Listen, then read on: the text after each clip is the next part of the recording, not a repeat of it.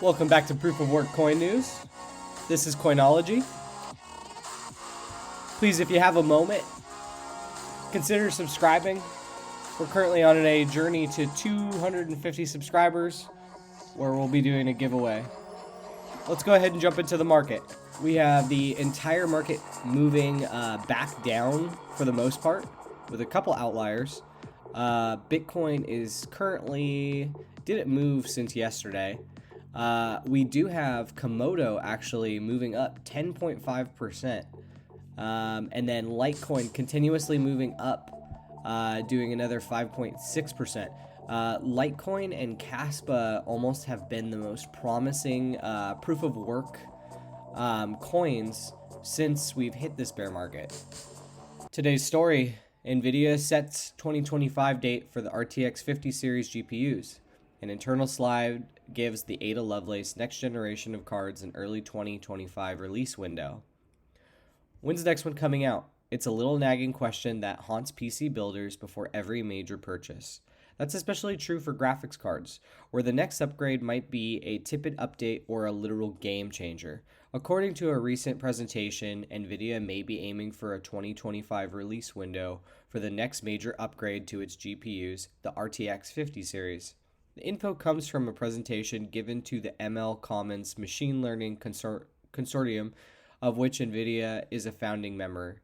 The slide spotted by German site Hardware Lux via video cards placed the Ada Lovelace next GPU architecture squarely, if imprecisely, in the first half of 2025. That would put an RTX 5090 release, or whatever the initial flagship is called, at a little less than 3 years after the Ada Lovelace-based RTX 4090. That's a bit longer than NVIDIA fans are used to, but given the general shutdown in new GPU designs, not entirely surprising. An initial release early in 2025 would also mean we're more likely to see more mainstream cards, presumably an RTX 57, before the end of the calendar year. And while this information comes directly from an NVIDIA presentation, we should stress that the corporate timelines like this are always subject to change. The best laid plans of mice and internal chip megacorporations, Beyond the date, all we can do is speculate, so trying to nail down anything like performance or price for eventual retail products is nigh on pointless.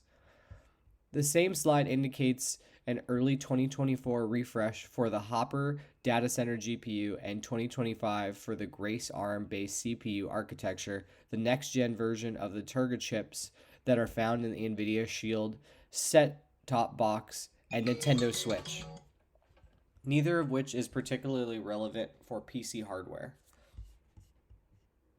For the sake of comparison, rumors place Intel's second-generation Battle Image cards at a mid-2024 release, and AMD RDNA 4 base cards RX 8000 series presumably aren't expected before 2025. Of course, new mid-tier and low-end cards in both series might pop up before then. If you are interested in reading this article, it's on PC World. It's a blog post by Michael Kreider, posted back on the 29th, just a few days ago. The main point of this is that currently we have the 40 series cards, and the 40 series cards right now are just a bit expensive for what they are. Obviously, that is supply and demand. NVIDIA also manipulating the market, where these cards are sitting on shelves and they're making less cards because they want the supply to seem short. We do have the bull run coming, where nobody really knows when the bull run is actually going to hit. So if we take a moment to look at the Bitcoin halving, essentially in 302 days, which is going to bring us to April 2024, you're going to have the Bitcoin halving. And from then on, Bitcoin and all alternative coins are a ticking time bomb to go parabolic.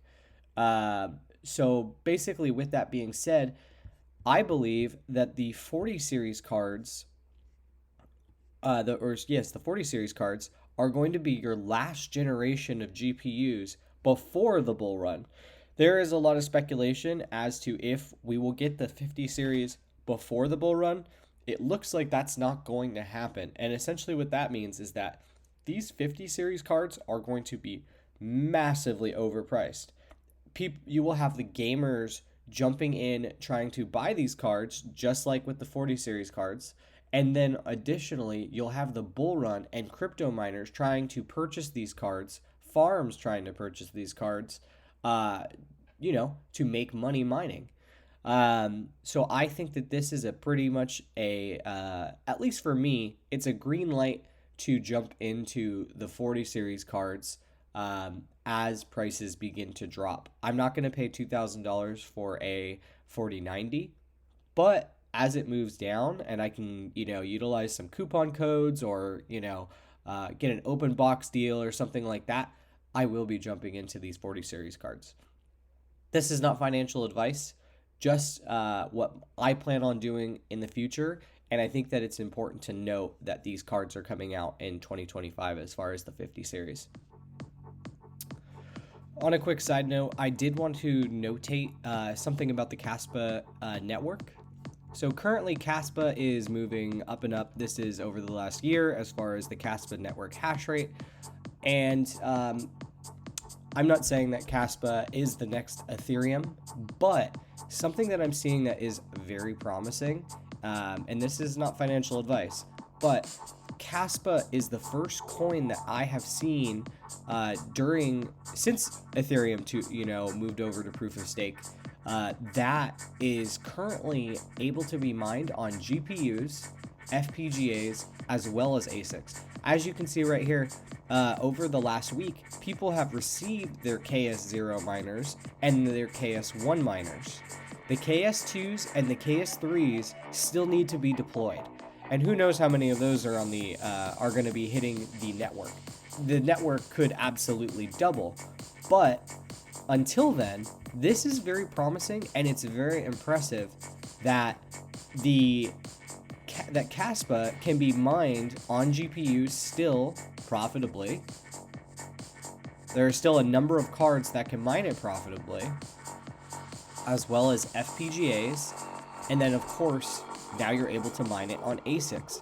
Ethereum was the only coin that had the price volume, had the money in the market to where enough people could get a piece of the pie and still mine on GPUs, FPGAs, and ASIC miners. It's impressive. That's all I'm trying to say. This isn't financial advice, but if I had GPUs currently still in my farm, I've sold mine all within the last year to move into the 40 series. I would still be mining Casper, as I think it's a very promising project. Okay, so looking at the GPU market, currently we do have, unfortunately, SkyDogeNet back in the lead when it comes to GPU profitability. We also have Dynex mixed in there as well with some of the more mid-tier cards. So currently on the 4090, we have $1.11 revenue on SkyDogeNet and 70 cents after profit, after power. The majority of the 40 series cards here are all very profitable on SkyDogeNet currently. If you are thinking about mining SkyDogeNet, not financial advice, but I wouldn't do it. It's a very unproven project. I've hit on this a number of times. It's a project that actually had a massive pre-mine directly to the devs, so this definitely could be a rug pull. It's just an incredible gamble if you are going to mine this to your desktop PC, and I would never recommend that, as SkyDogeNet could create some sort of malware to essentially pull or steal your cryptocurrency. So be careful with that if you're going to be mining SkyDogeNet. I did create a video over the last couple days. Check out my video list about SkyDogeNet. There are some exchanges that you can direct mine SkyDogeNet to and sell immediately. This will protect you and still give you the profits that you're looking for. As far as the 40 series cards, next up we do have Nexa as the second most profitable coin, and Nexa has been a coin that I personally am not supporting. I'm not backing this at all, but they have been impressive as far as being one of the top competitors for the most profitable coin on most GPUs currently, and over the last couple of weeks. Moving over to ASIC miners, we have the KS3 just making us bitter and resentful, making $2,837 after electricity. We do have the X16-P, which should be releasing very soon, doing $13.70 a day, mining Ethereum Classic after electricity. We do have the Antminer L7 mining Script, LTC, and Doge, doing $12.79 a day after power. We do have this beast, the S19 XP Hydro, mining SHA-256 Bitcoin, doing $6.70 a day. Moving down, we have the K7 doing $5.75 on CKB after power. We do have the D9 on Dash doing $4.49 a day. The E9 Pro on Ethereum Classic, or excuse me, on ETH POW, doing $3.74 a day. Moving down into our box miners, we have the Mini SE Plus doing 70 cents a day after power. Keep in mind there's a Mini SE Plus on eBay right now. I believe the listing and the auction is about to end. And I believe the current price when I checked yesterday was sitting at about $600 as far as the auction was concerned.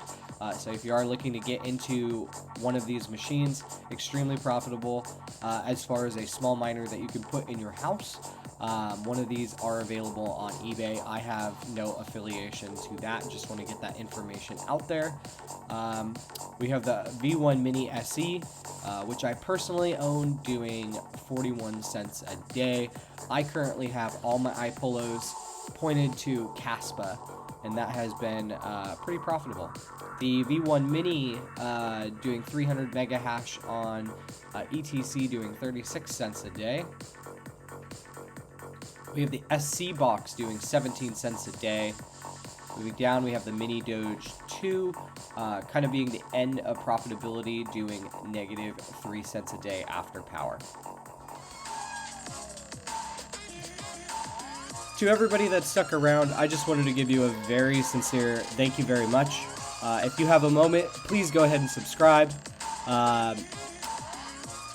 As far as any cryptocurrency questions that you might have about a miner, maybe it's an ASIC, a CPU, or a GPU, go ahead and drop it down in the comments. I would love to assist you with any kind of technical questions, as well as any kind of like feedback or anything like that. We also do have a Mercari store. If you go ahead and jump into our description of this video, I'm going to be adding some ASICs. There's already some GPUs on there. Just a couple different things that I am done testing or utilizing. So check that out, and we will see you tomorrow. Have a great day.